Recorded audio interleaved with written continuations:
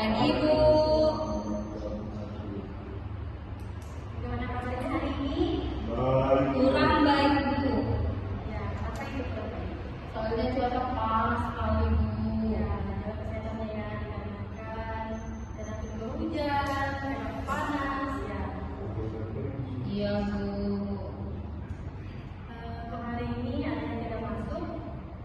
Ada dua orang Bu. Doni sama Arjuna. Nanti bahasnya dicatat ya, perannya apa, teman-temannya yang tidak hadir. Ya Bu. Di sini bisa lanjut materinya. Bisa Bu. Cuma Aduh, ngantuk ya. ya, Bu. Semangat dong. Halo. Hai. Halo. Ya, tadi kamu ngantuk ya, tadi kamu. Ya Bu. Enggak Bu. Tapi di sini ibu menggunakan PPT agar mempermudah pembelajaran kita hari ini ya. Tapi di sini ada materi kita dalam proses informatika. Pengertian informatika. Informatika adalah ilmu yang mempelajari bagaimana data dan informasi dikumpulkan, diproses, disimpan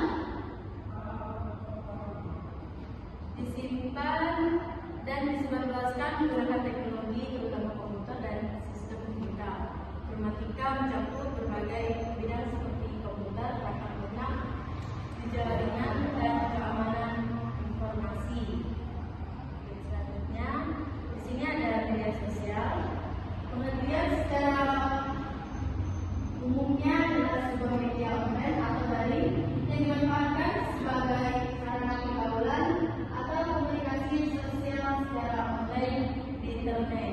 Di sini media sosial berbagai informasinya itu bisa juga berupa teks, gambar, video, dan audio. Ya. Baik, selanjutnya di sini ada jenis media sosial. Dan yang pertama itu ada jaring sosial. Jaring sosial itu contohnya itu seperti ada WhatsApp, Instagram, Facebook, dan juga TikTok. Maka di kalangan sekarang yang sering digunakan itu adalah aplikasi TikTok.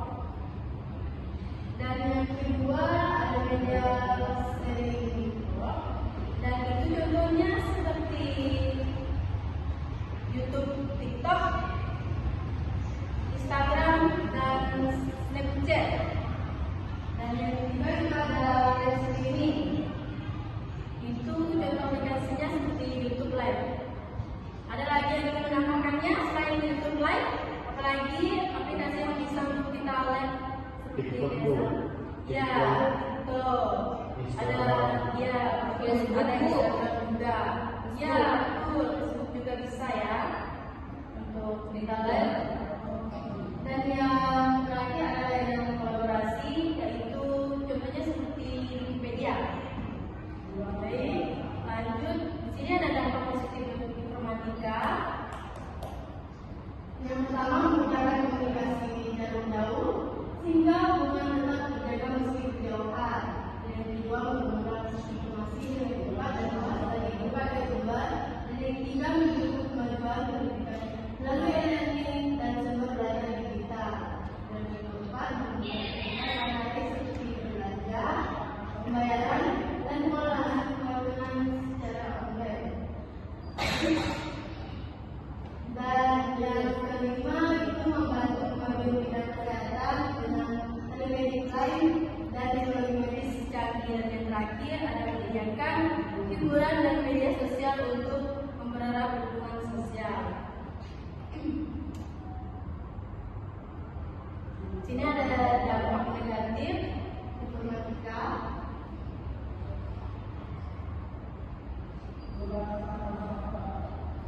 Yaitu dampak negatif informatika yang pertama,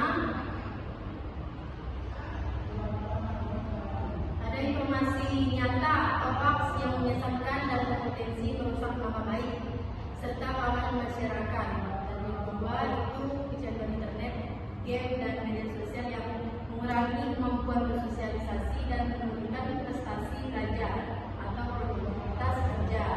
Dan yang ketiga, berkurangnya interaksi sosial langsung dan aktivitas fisik menyebabkan isolasi sosial dan gangguan kesehatan seperti mata lelah, gangguan tidur, serta obesitas. Dan selanjutnya dari zaman keamanan siber seperti peretasan dan pencurian data pribadi yang membahayakan privasi pengguna. Selanjutnya mempunyai konten negatif seperti pornografi, ujaran kebencian, perjudian, kekerasan, dan radikalisme yang merusak moral dan mental masyarakat. Dan yang terakhir itu adalah penggabungan pilihan dan teknologi yang mengganggu konsentrasi dan menurunkan kemampuan berpikir kritis.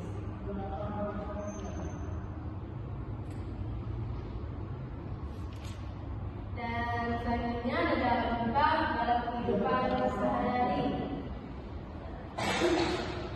Yang pertama itu ada di dalam kehidupan, belajar menjadi lebih luas melalui e-learning dan platform.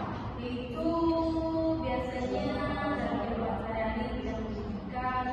Contohnya itu seperti Google Classroom atau ruang guru untuk mempermudah agar kita bisa belajar secara online ya.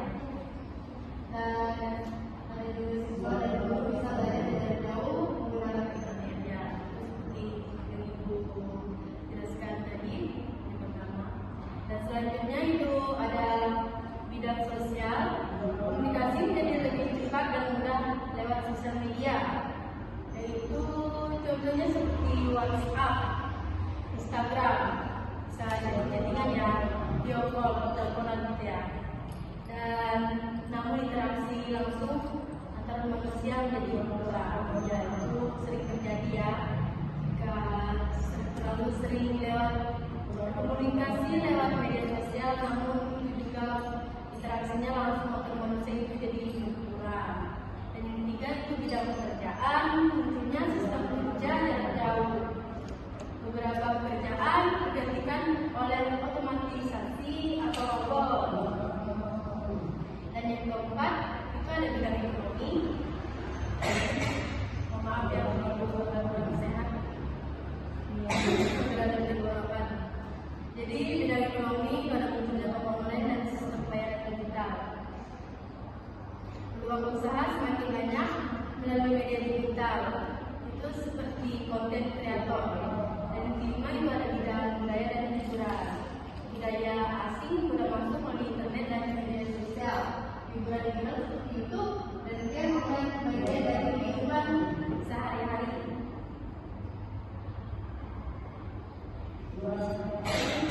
Dan selanjutnya upaya mengatasi dampak negatif. Dan itu yang pertama adalah meningkatkan literasi digital. Itu biasanya edukasi tentang cara menggunakan internet dan teknologi secara bijak. Dan yang kedua itu penggunaan teknologi secara sehat.